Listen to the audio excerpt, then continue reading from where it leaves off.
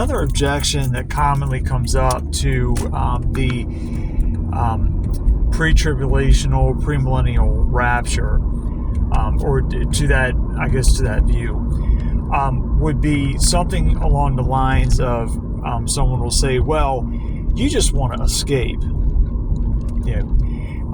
Pretty common. I've heard that many times. And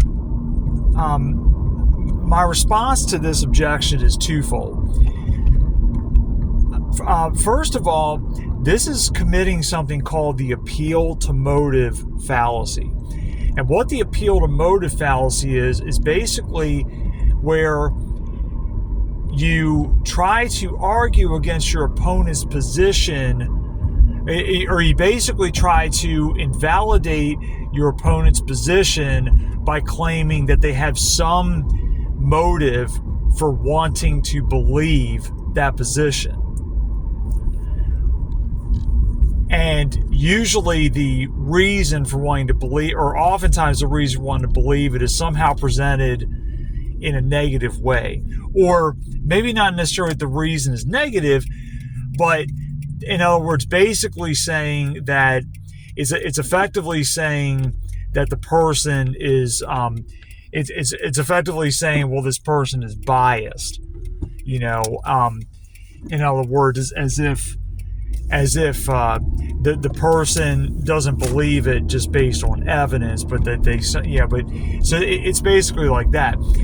This is, of course, a fallacy, because the truth or falsity of a position is completely independent of whether those who hold the position have an inclination toward that position. For example, if somebody's son or daughter has been convicted of a crime, and they're being, or not convicted, sorry, they've been charged with a crime, and that person's, and that parent believes in their heart, because they love, their son or their daughter, they believe in their heart that they couldn't have possibly done this. I know my son or daughter, and they couldn't have possibly done it. Does that son or daughter's, they really believe it. They believe their son or daughter is innocent. Are they wrong to hold that belief? No, they're not. They're not wrong to believe that. Is it impossible for their son or daughter to actually be innocent just because the parent has an inclination to believe their son or daughter is innocent? Well, of course, the answer is no. The innocence or guilt of that son or daughter has nothing to do with whether or not those who believe they're innocent have a reason for believing they're innocent. It has nothing to do with that. It's completely independent. Well, likewise, the same goes with the position you take on the end times. Just because you may have an inclination toward holding a certain position does not mean that the position is false. No, the truth or falsity of a position stands completely independent of whether or not somebody has a compelling reason for wanting to believe it. So pointing out why somebody supposedly or actually wants to believe something, it doesn't do any. It has absolutely no effect on the truth or falsity of the position. If you're going to argue against a position, you have to do so based on facts and logic, and that is bad logic to employ. That is faulty logic, as I just talked about. So that's the first thing. So when someone says that is an invalid argument right there, because again, they're committing a fallacy. They're appealing to motive. And the problem with doing something like that is that I could shoot right back and say, well, you hold to an amillennial position, or you hold to a postmillennial because you love it too much on this earth, and you're afraid of the rapture. I could say that. Now, that would be slanderous, of course.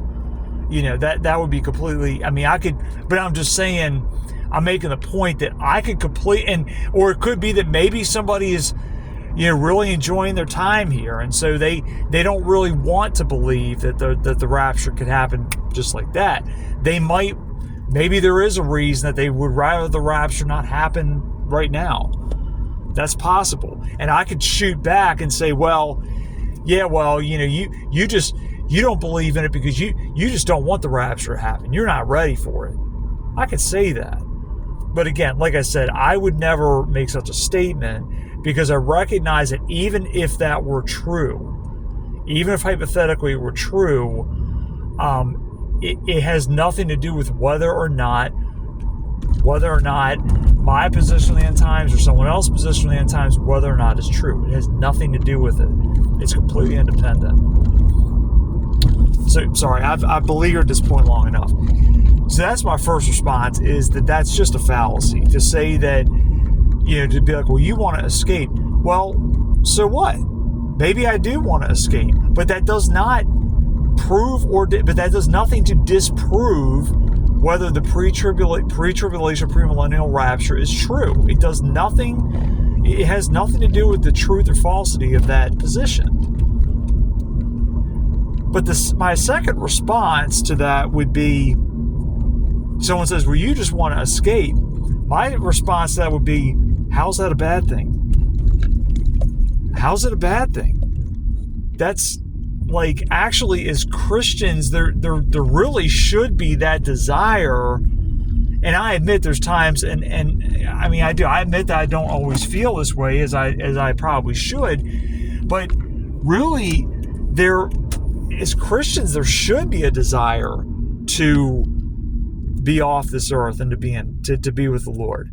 There really should be that desire, because we recognize the earth is passing away. The earth is getting darker and darker, and the earth is not our home. Heaven is our home. So there really should be a desire to leave, and to make a statement like, well, you just want to escape, as if that's a bad thing. It's like, again, I would push back as like, wait a minute, like, you want to stay here? Why?